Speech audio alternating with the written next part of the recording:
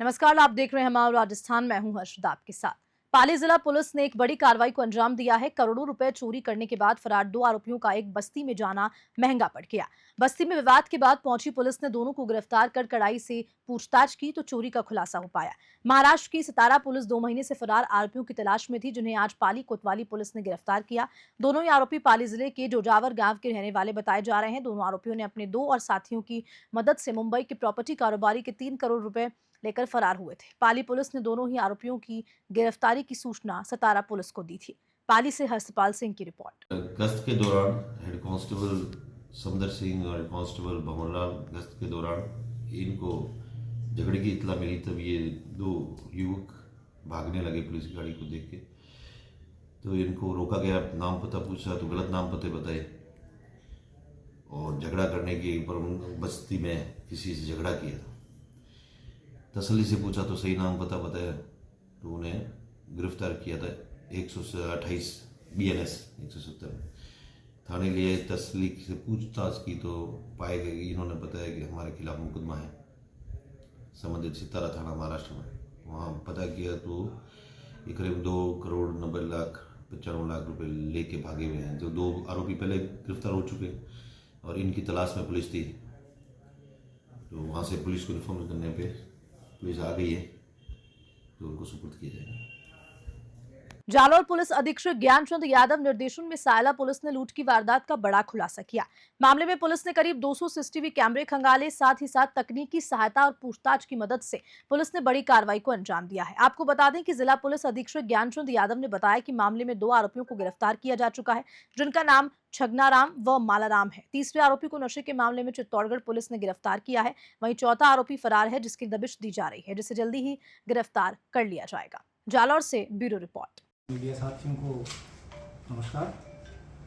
आज हम लोग जो 12 और 13 तारीख की नाइट में तेथाकला गांव में भल्लाराम जी पुरोहित के घर पे जो लूट की वारदात हुई थी, उसका खुलासा करने के लिए एकत्रित हुए हैं। मैं आपको जानकारी देना चाहूँगा कि 12 और 13 की नाइट में 4 अज्ञात बदमाशान द्वारा रात्रि के अंदर भल्लाराम जी और उसकी पत्नी को बंधक बना के मारपीट करके और करीब 118 तोला सोना और चांदी और नकदी ले जाने का उन्होंने FIR दर्ज करवाया, जिस पर तुरंत घटनास्थल पर सभी सीनियर ऑफिसर्स, मैं एडिशनल SP कोटाराम जी, CO साहब अपने गौतम जी, महेंद्र SHO भूपेंद्र जी, एडिशनल SP जो त्वरित अनुसंधान दल व MOB टीम, DST टीम तथा हमारी जो टेक्निकल टीम, जोधपुर से FSL की टीम, जो बाड़मेर से FSL की टीम को बुलाया और डॉग स्क्वाड को बुलाया।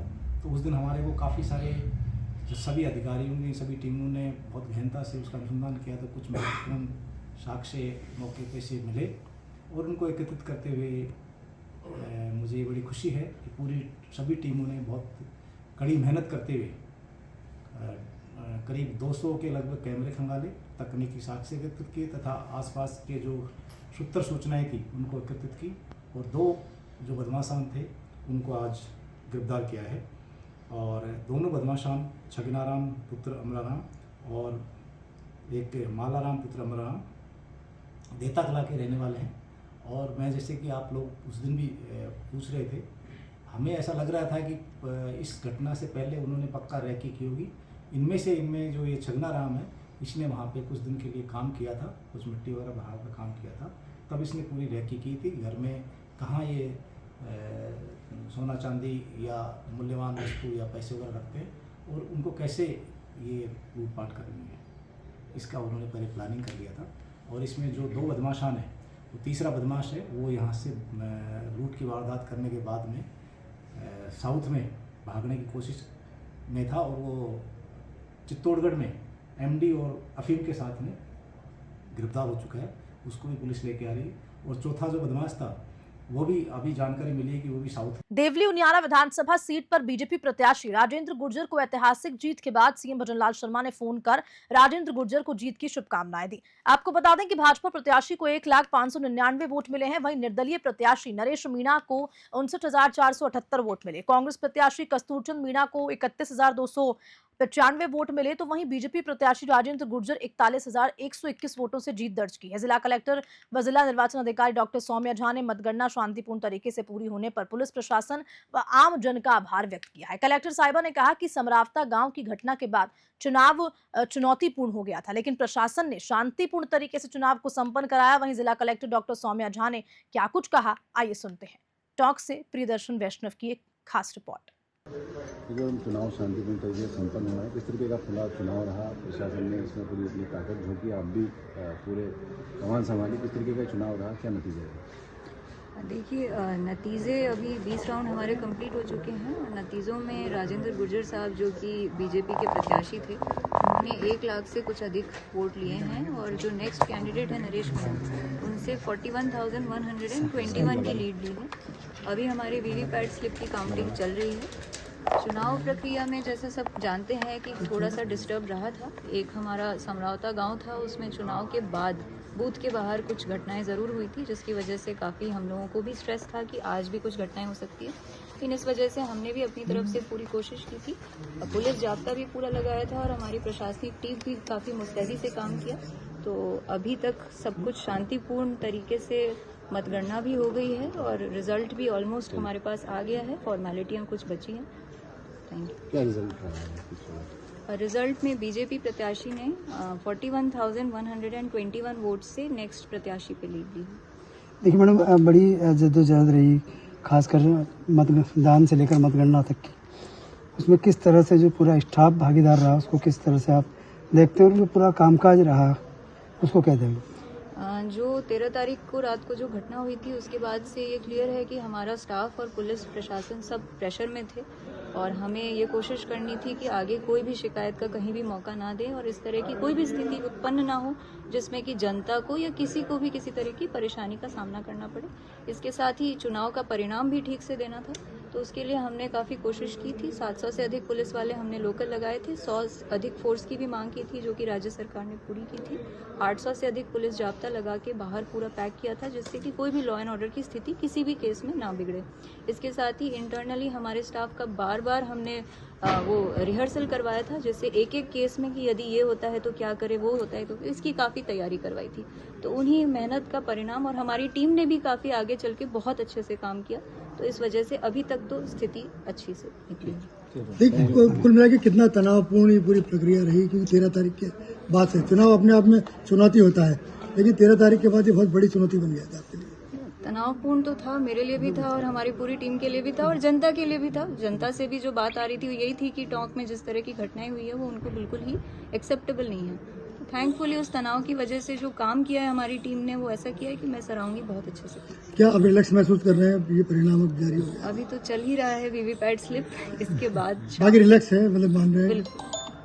Thank you. रोटी बैंक संचालक आरसी यादव को दिल्ली में मानद डॉक्टरेट उपाधि मिलने पर यानी कि पीएचडी की डिग्री विभिन्न सामाजिक संगठन, संस्थाओं, जनप्रतिनिधियों द्वारा स्वागत किया। आपको बता दें कि दिल्ली से बानसूर आते समय कोटपुतली रोड पर जिला पार्षद मनोज यादव की अगुवाई में रोटी बैंक की टीम व समाज के गणमान्य लोगों द्वारा आरसी यादव का साफा व माला पहनाकर स्वागत किया गया। तो वहीं कृष्ण छात्रावास में सुभाष यादव, बानसूर हॉस्पिटल से किसान महापंचायत के मंत्री Deshraj Mehra, Prince defence academy में राम सिंह यादव व सियाराम कोचिंग में बलवीर गुर्जर के नेतृत्व में भी स्वागत किया गया। आरसी यादव ने सभी क्षेत्रवासियों को धन्यवाद दिया और आगे रोटी बैंक द्वारा निःशुल्क सेवा का दायरा बढ़ाने का आश्वासन दिया। बानसूर से सतीश शर्मा की रिपोर्ट। मुझे दिल्ली में डॉक्टरेट की जो मानद उपाधि मिली है, उस पर बानसूर के क्षेत्रवासियों ने, विभिन्न संगठनों ने, सामाजिक संगठनों ने और जनप्रतिनिधियों ने आज मेरा जो स्वागत किया है, उसके लिए मैं तहे दिल से सबका शुक्रगुजार हूँ। और ये जो मुझे सम्मान मिला है, ये मेरी रोटी बैंक की टीम को और प्रत्यक्ष और अप्रत्यक्ष रूप से जिन्होंने भी रोटी बैंक को सहयोग किया है, उन सबको मैं समर्पित करता हूँ। और ये सम्मान मेरे लिए एक और ऊर्जा का काम कर रहा है। मैं जब तक अंतिम सांस तक बानसूर वासियों की सेवा के लिए तत्पर रहूँगा, आगे भी इसी तरह की सेवा करता रहूँगा। और इस सम्मान के लिए मैं सभी क्षेत्रवासियों को, पूरी बानसूर की जनता को बहुत बहुत धन्यवाद देता हूँ। तिजारा जिला कलेक्टर के निर्देशन में उपखंड अधिकारी संजीव वर्मा, तहसीलदार कृष्ण सिंह यादव और ब्लॉक चिकित्सा अधिकारी मनोज यादव के द्वारा अवैध रूप से संचालित नीम हकीमों के चिकित्सा संस्थान का निरीक्षण किया गया। निरीक्षण के दौरान समर नर्सिंग होम में डॉक्टर अनुपस्थित मिले, न ही संस्थान के पास किसी भी प्रकार का रजिस्ट्रेशन पाया गया। तत्पश्चात ग्राम पलासली में ख्वाहिश नर्सिंग होम का निरीक्षण किया गया, जहां पर बिना किसी मान्यता प्राप्त डिग्री के महिलाओं की डिलीवरी का कार्य कराया जा रहा है। उक्त दोनों नर्सिंग होम को मौके पर ही अग्रिम आदेशों तक नोटिस देते हुए सील किया गया। अगर तय समय में दस्तावेज प्रस्तुत नहीं किए जाते तो संबंधित के विरुद्ध मुकदमा दर्ज किया जाएगा और इसी प्रकार अवैध झोलाझाप एवं नीम हकीमों के खिलाफ भी कार्रवाई की जाएगी। अलवर से ब्यूरो चीफ प्रदीप गोयल की रिपोर्ट। आदेशानुसार एवं श्रीमान जिला कलेक्टर महोदय के आदेशानुसार तिजारा तहसील में अवैध संचालित चिकित्सा संस्थानों का निरीक्षण किया गया एवं 2 चिकित्सा संस्थानों को सील किया गया, जहां पे डॉक्टर अनुपस्थित मिले एवं हॉस्पिटल का रजिस्ट्रेशन नहीं पाया गया।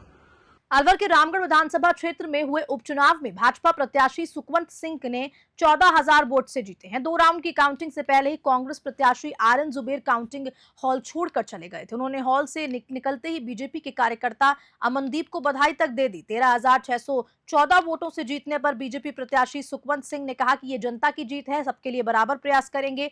गौ तस्करी व टटूलबाजी सहित अन्य मुद्दों से जनता को राहत दिलाने का प्रयास किया जाएगा। उनके बाद में वन मंत्री संजय शर्मा आए, जिन्होंने कहा कि सुखवंत की सादगी, भजन लाल सरकार के 11 महीने के काम व केंद्रीय मंत्री भूपेंद्र यादव के प्रयासों से जीत मिली है। सब कार्यकर्ताओं की मेहनत का परिणाम यही है। हमने पहले होने वाली बूथ कैप्चरिंग को भी रोका है, जिससे बीजेपी को फायदा मिलता है। वहीं मतगणना स्थल पर जिला कलेक्टर व निर्वाचन अधिकारी डॉक्टर आर्तिका शुक्ला ने शांतिपूर्ण व्यवस्था कायम रखने के लिए पुलिस प्रशासन सहित आमजन का आभार व्यक्त किया। अलवर से ब्यूरो चीफ प्रदीप गोयल की रिपोर्ट। टोंक जिले की देवली न्यारा विधानसभा सीट पर उपचुनाव में बीजेपी प्रत्याशी राजेंद्र गुर्जर ने ऐतिहासिक जीत दर्ज की, तो यहां बीजेपी ने अपने निकटतम प्रतिद्वंदी कांग्रेस से बागी होकर चुनाव लड़ रहे निर्दलीय उम्मीदवार नरेश मीणा को 41,121 वोटों से शिकस्त दी। समरावता में हुए थप्पड़ कांड को लेकर अब ये सीट काफी चर्चाओं में रही। कांग्रेस प्रत्याशी कस्तूरचंद मीणा को तीसरे स्थान पर संतोष करना पड़ा, जिन्हें मात्र 31,138 वोट मिले। राजेंद्र गुर्जर को 1,259 वोट प्राप्त हुए, जो कि अब तक की बीजेपी की सबसे बड़ी रिकॉर्ड पारी मानी जा रही है। वही चुनाव संपन्न होने पर जिला निर्वाचन अधिकारी डॉक्टर सौम्या झा ने शांतिपूर्ण तरीके से चुनाव संपन्न होने पर आभार व्यक्त किया। टोंक से प्रियदर्शन वैष्णव की रिपोर्ट। 2013 का रिकॉर्ड, अपना रिकॉर्ड तोड़ दिया है। ये जीत किसको समर्पित है?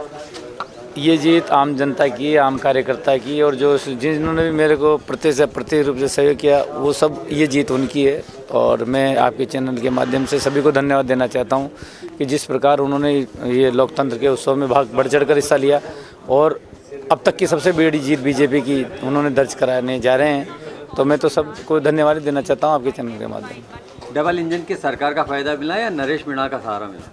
देखो, हमारे नरेंद्र भाई मोदी हमारी जो केंद्र की योजना है, हमारे प्रदेश राजस्थान के मुख्यमंत्री की जो राजस्थान की योजना है, उनका सबको लाभ पहुंचाएंगे। सब मिलकर मजबूती से जो आमजन को उसका लाभ मिले, उसके लिए हम सब काम करते हैं। हमारा उद्देश्य तो सबका एक ही है। सचिन पायलट के गढ़ की बात होती थी, तो ऐसी सूरत में क्या उम्मीद थी कि इतनी बड़ी जीत में देगी जनता? देखो, लोकतंत्र में जनता मालिक होती है, जीतने वाली और हराने वाली जनता ही होती है। जब जनता की मेहरबानी होती है तो वो आपको देख रहे हो, जिस प्रकार इतने मतों से जो आप सब लोग कयास लगा रहे थे कि इतना ऐसा होना संभव नहीं है, फिर भी देखो अप्रत्यक्ष जीते तो ये सब जनता की जीते। लोकतंत्र में जनता ही मालिक होती है। आपको भरोसा था कि इतनी बड़ी जीत मिल जाएगी, वोट देगी? मुझे पूरा विश्वास था जनता के ऊपर, क्योंकि मैं 13 से 18 में उनका विधायक रहा था। आमजन ने मुझे पहले भी विधायक बनाया था और उन्होंने मेरे को भरपूर सहयोग किया है और उन्होंने मुझे आश्वस्त किया था कि इस बार अपन बड़ी जीत हासिल करेंगे। और आमजन ने जिस प्रकार मेरे को सहयोग किया, बहुत मजबूती से उन्होंने अपना पक्ष, मैंने पहले भी आपके चैनल के माध्यम से कहा कि अब तक की सबसे बड़ी जीत होगी। मुझे पूर्ण विश्वास था कि लोग इस लोकतंत्र के उत्सव में बढ़ चढ़कर हिस्सा लेंगे और उन्होंने खूब मतदान किया, मेरा सहयोग किया। सब धन्यवाद के पात्र हैं। सचिन पायलट का प्रभाव नहीं चला?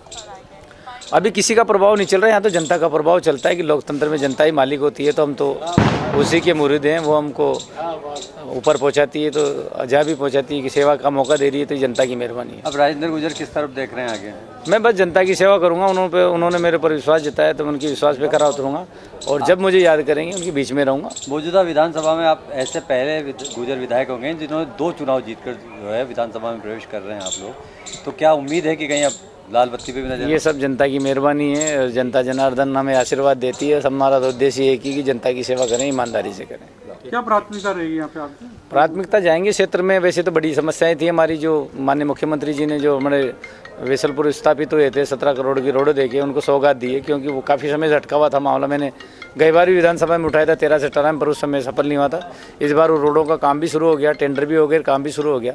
हमारे 33 kV GSS 32 kV GSS हमारे जो नासिरदा में और रामथड़ा में खोल दिए। और हमारी जो रोड कनेक्टिविटी थी अपने नैनवा की, जो कई बार पानी अधिक आने की वजह से अवरुद्ध हो जाता था, नैनवा का रास्ता बूंदी का जोड़ने का, मांडकला का और बालापुरा का 125 करोड़ कई सौगातें दी है। मैं चुनाव से पहले ही दे दी और छोटी मोटी समस्याएं मिल बैठ कर उनका समाधान करेंगे। बहुत बहुत राजस्थान के तापमान में गिरावट लगातार जारी है। शुक्रवार की अगर बात की जाए तो राजधानी जयपुर, चित्तौड़गढ़, सिरोही, बीकानेर में न्यूनतम तापमान 2 डिग्री सेल्सियस तक गिरा। जयपुर में तापमान 10 डिग्री सेल्सियस तक पहुंच गया। उदयपुर, चित्तौड़गढ़, चूलू, जालौर में न्यूनतम तापमान 10 डिग्री से भी नीचे दर्ज हुआ। मौसम विज्ञान केंद्र जयपुर ने राजस्थान के उत्तरी जिलों में आज कोहरे का अलर्ट जारी किया, तो वहीं गंगानगर, हनुमानगढ़, चूरू, सीकर, झुंझुनू जिले में आज और कल हल्के से मध्यम दर्जे का कोहरा पड़ने की संभावना है। वहीं न्यूनतम और अधिकतम तापमान में अब कोई खास बदलाव होने की संभावना नहीं है। तो पिछले 5 दिनों में जयपुर के न्यूनतम तापमान में 7 डिग्री सेल्सियस तक की गिरावट आई है। पिछले 24 घंटे की रिपोर्ट देखी जाए, सबसे कम तापमान हिल स्टेशन माउंट आबू में 5 डिग्री सेल्सियस तक दर्ज हुआ, तो वहीं सिरोही में न्यूनतम तापमान 7.3 डिग्री, फतेहपुर की बात की जाए तो 7.4 डिग्री, सीकर में 8, जालौर में 8.6, उदयपुर में 8.8, भीलवाड़ा में 9.2, चित्तौड़गढ़ में 9.4 और चूरू में 9.3 डिग्री सेल्सियस तापमान दर्ज हुआ। जयपुर में सुबह शाम सर्द हवा चलनी शुरू हो गई है। यहाँ शाम होने के साथ साथ ही तापमान में तेजी से गिरावट भी होने लगी है। जयपुर से ब्यूरो रिपोर्ट। और इसी खबर के साथ हम राजस्थान बुलेटिन में इतना ही। नमस्कार।